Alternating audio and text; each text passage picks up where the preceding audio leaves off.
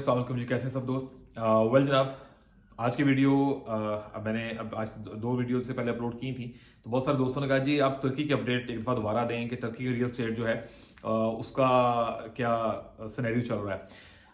बहुत सारी नई अपॉर्चुनिटीज दुनिया में जनरेट हुई हैं, बनी हैं इन्वेस्टर्स के लिए जो अपनी फैमिलीज के साथ जाना चाह रहे थे। तुर्की ने एक बड़ा लंबा अरसा राज किया है रियल स्टेट के ऊपर। अगर हम बात करें कोरोना टाइम के बाद से, तो स्पेसिफिकली बहुत तगड़ा इन्वेस्टमेंट्स यहाँ पर आई। 2018, 2019, 20, 21 और 22 ये 5 साल बे इंतहा पूरी दुनिया से इन्वेस्टमेंट्स आई तुर्की के अंदर। तुर्की से करंट जो सिनेरियो चल रहा है इन्वेस्टर्स के पॉइंट ऑफ व्यू से अगर मैं बात करूं, तो मुझे 10 साल हो गए हैं तुर्की में। बहुत सारे लोगों को इन्वेस्टमेंट करवाई, चाहे वो गल्फ कंट्री से आए थे, चाहे वो अफ्रीका से आते रहे हैं। बहुत सारे क्लाइंट्स यूरोप से हमने डील किए, और मोस्टली ये साउथ एशियन जो हमारे सिटीजन्स थे जो गल्फ में रह रहे हैं, यूरोप में रह रहे हैं, उनकी इन्वेस्टमेंट्स जो तुर्की में आती रही थी, जो अपनी फैमिली को एक अच्छा लाइफस्टाइल देना चाह रहे थे। हमने अपनी भी इन्वेस्टमेंट्स यहाँ पर की, एक लंबा टाइम यहाँ गुजारा है और अभी भी यहीं पे सेटल्ड है और लाइफ गुजर रही है। लेकिन अगर बात करें सिनेरियो की, तो जो सिनेरियो आज से 3-4 साल पहले था वो अब नहीं है। अभी चीजें चली गई हैं एक एलीट क्लास की तरफ। पाकिस्तान, इंडिया, अफगानिस्तान, बांग्लादेश या यूरोप से आने वाले लोग भी, या यूरोप में कमाने वाले लोग भी जो अपनी फैमिली को एक अच्छा लाइफस्टाइल देना चाह रहे हैं, वही लोग यहाँ रह सकते हैं जिनका ब्रेड एंड बटर जो है या तो बहुत अच्छा तगड़ा चल रहा है, ऑलरेडी फैक्ट्री है, किराए आ रहे हैं, या कोई अपना अच्छा ऑनलाइन सिस्टम चल रहा है, या किसी गल्फ, यूरोपियन, इंग्लिश कंट्री से कमाई आ रही है। तुर्की में रहते हुए सर्वाइव करना थोड़ा टफ हो जाएगा। वो क्लास जिसे हम एलीट क्लास या अमीर लोग की जिन्हों कही है, वो लोग तो तुर्की में अभी भी लाइफ एंजॉय करेंगे, बिकॉज पूरे यूरोप में तुर्की जैसा कोई कंट्री नहीं है। लेकिन फर्क क्या आ गया है? 2015, 16, 17, 18, 19, 20, 21, 22 ये जो 5-6 साल थे, 7, इनमें पूरी दुनिया से बहुत इन्वेस्टमेंट्स आई तुर्की में। हमने बहुत इन्वेस्टमेंट्स करवाई। मोर देन 4000 ट्रांजेक्शन हैं हमारे क्रेडिट के ऊपर अल्हम्दुलिल्लाह लास्ट 10 ईयर्स में। और स्पेशली इनमें से 70% जो ट्रांजेक्शन थी वो 2018 के ऑनवर्ड हुई। उससे पहले तो मतलब कोई था ही नहीं यहाँ तुर्की में। जितने भी आप लोगों के नाम सुनते हैं, चाहे कोई बहुत बड़ा सेटअप है, चाहे कोई छोटा सेटअप है, ये सब 2020 के बाद से हैं। इसके ऊपर मैंने बहुत सारी वीडियोस बनाई हुई हैं।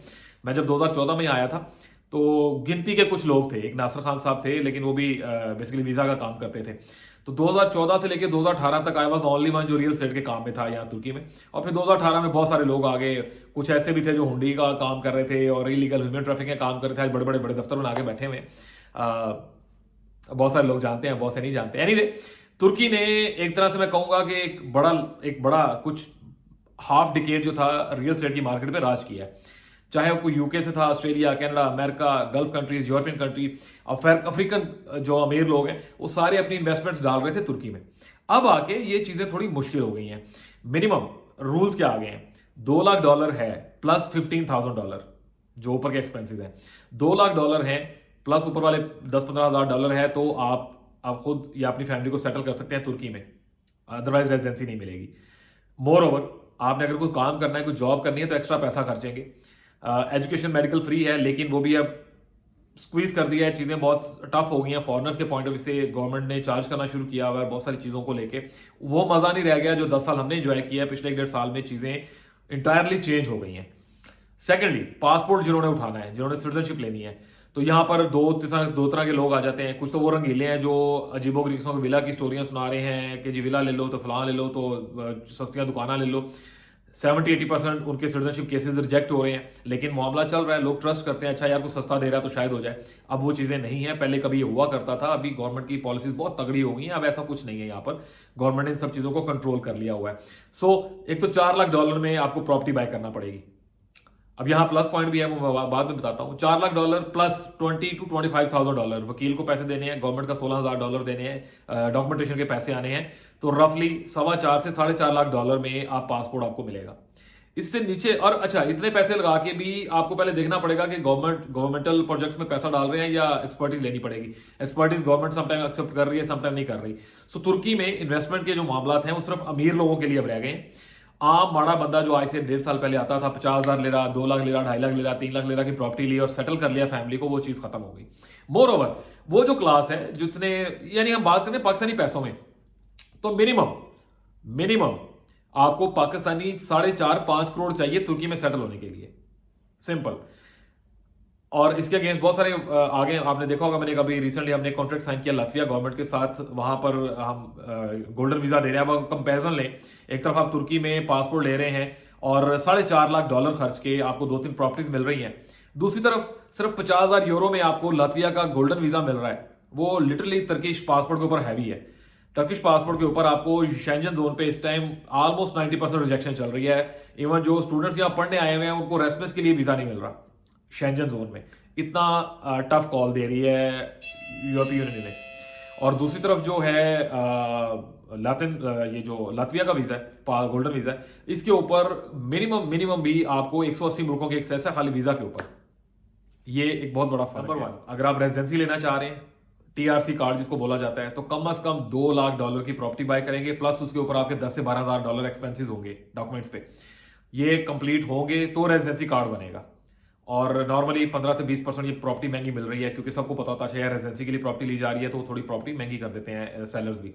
लेकिन जिनके पास इतने पैसे हैं, मोर ओवर 500 से 700 मिनिमम अपने घर के साथ और $1,000 किराए वाले घर वाला बंदा, इतने पैसे आपके पास हैं तो आप यहाँ पर रह पाएंगे।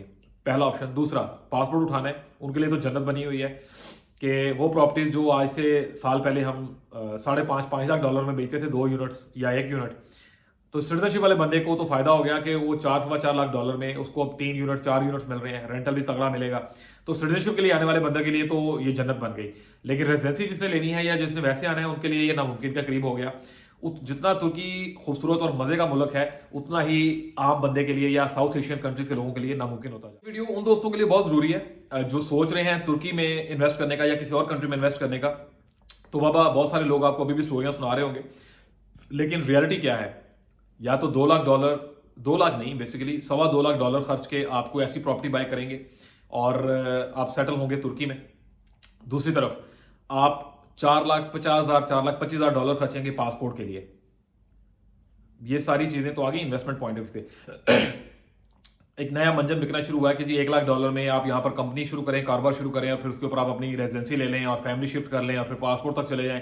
सारे मंजन है। गवर्नमेंट ने कुछ चीजें ऑब्वियसली यूरोपीय यूनियन को देखना होता है, वर्ल्ड वाइड देखना होता है क्या सिनेरियो चल रहा है, ह्यूमन राइट्स हैं, उनकी वायलेशन नहीं होनी चाहिए। तो जो बहुत सारे लोगों को निकाला गवर्नमेंट ने, उनको कंपनसेट करने के लिए बोला कि अच्छा यार, सेकेंडली अपने लोगों को, जो इंडस्ट्री थी यहाँ पर, उनको थोड़ा सा खुश करने के लिए कहा कि ठीक है जी, हम ये वर्क वीजा के लिए सहूलतें कर देते हैं। अब इसके ऊपर हमारे जो एजेंडा जराता है उन्होंने मंजन बेचना शुरू कर दिया कि जी एन जो होगा तो उन जो होगा तो ताड़े पुराना मालिक बुला ले, फलां हो जाए, और उनसे बेचारों से 2-2 4-4 5-5 लाख रुपए लेना शुरू कर दिया है। बड़ी सिंपल सी बात याद रखें, जो लोग डीपोर्ट होके गए हैं, किसी को पैसा मत दें आप। ये मेरी आप रिक्वेस्ट समझ लें या आप इसको मेरी तरफ से सजेशन समझ लें, कोई फायदा नहीं होगा। ये एजेंट हजरात पैसा खा लेंगे। आप जो भी दोस्त मालिक को फोन करें, उन्हें बोलो यार अपने वकील को अपने पेपर दे और मेरा पासपोर्ट दे के इस बंदे को मैं बुलाना चाह रहा हूं। वो पैसे खर्चेगा, वही सारा कुछ करेगा, वहां से वर्क वीजा आपको भेजेगा। उस वर्क वीजे के साथ अपनी फाइल लेके ठीक है, आप चले जाएं अपने अनातोलियन सेंटर या जैरिस पे, आप अपनी फाइल जमा कराएं। अगर वीजा लगता है तो यहाँ आके आपका वर्क परमिट हो जाएगा। कोई एजेंट आपका कोई काम नहीं कर सकता इससे रिलेटेड, जो दोस्तों डिपोर्ट होके गए हैं। अब दूसरा, जो हमारे पाकिस्तानी भाई पाकिस्तानी या तुर्किश वर्क परमिट बाय कर रहे हो ना आप लोग, ये 8 लाख से 16 लाख, टोटली फ्रॉड है, टोटली फ्रॉड है। यहां आके 3-4 महीने बाद आपको उठा के बाहर फेंक दिया जाएगा उन जॉब्स में से। गवर्नमेंट से रिलेटेड अगर कोई जॉब्स हो ना, तो वो और तरह से मामला चल रहे होते हैं। ये सारी जो एजेंट ज़रात वाली स्टोरी है ना, ये इसका कोई फायदा आपको होना नहीं है। होता क्या है, सम हो जैसे भी ये मैनेज कर रहे हैं एजेंट्स, आपको एक वर्क वीजा दे देंगे, 12 लाख 16 लाख 18 लाख रुपए लेके प्लस टिकट लेके आप यहां पहुंचोगे। 2 महीने बाद आपको नौकरी से फारग कर दिया जाएगा और कोई आपको पूछने वाला नहीं होगा। 2 ऑप्शन फिर आपको नए दे दिए जाएंगे, या तो आप वापस चले जाएं जी, या आपको यूरोप की स्टोरियां सुनानी शुरू कर देंगे। अब जब आपके पास एनओसी नहीं है, वर्क वीजा आपका खत्म हो गया, वर्क परमिट आपके पास नहीं है, आप आगे ट्रैवल नहीं कर सकते, वापस जाना पड़ेगा, या आपको इलीगल भेजने की स्टोरियां सुनानी शुरू कर देंगे। किसी को वर्क परमिट के लिए, तुर्की के लिए एटलीस्ट पैसा मत दें। उससे करोड़ दर्जे बेहतर है कि जो छोटी जो कंट्रीज है ना, साउथ ईस्टियन जो है यूरोपियन कंट्रीज, उनमें आप अपना इतने ही पैसों में जितने आप इनको भर रहे हैं, इतने में वर्क परमिट आ जाएगा। बोस्निया का, मोंटेनेग्रो का, कोसोवो का, सर्बिया का। सर्बिया में भी खैर, अल्बानिया, सर्बिया में भी बहुत फ्रॉड हो रहे हैं। डिपेंड्स के आप किसके साथ काम कर रहे हो। तो 5-4 हज़ार यूरो में, 6 हज़ार यूरो में आप अपनी कंपनी फॉर्मेट करके अपना वर्क परमिट लेके पूरी फैमिली की रेजिडेंसी लेके वहां जा सकते हो। फिर इन एजेंटों को पैसा क्यों देना है? अभी ये जो वीडियो थी खास तौर पे इस मकसद के लिए थी कि आप थोड़ा कंपैरिजन लें लातविया गोल्डन वीजा और तुर्की में जो प्रॉपर्टी इन्वेस्टमेंट करना चाह रहे हैं। कम पैसों में किसी को भी पैसा मत भरें। सिटीजनशिप के लिए आप आ रहे हैं, वेल एंड गुड। रेजिडेंसी के लिए आप आ रहे हैं, बेहतरीन है, आपके लिए एक अच्छा चाम है अभी भी तुर्की में। लेकिन इससे नीचे वाली अमाउंट सिर्फ मंजन है। बचें, किसी को पैसा मत भरें, वर्क परमिट के लिए किसी को पैसा ना दें। ये सारी स्टोरीज हैं, इनका कोई फायदा नहीं होगा। At the end of the year आप, जब आपको पता चलेगा साल बाद, आप अपना पैसा उजाड़ के वापस जा रहे होंगे। दुआ में याद रखें। जज़ाकल्लाह। अल्लाह हाफिज।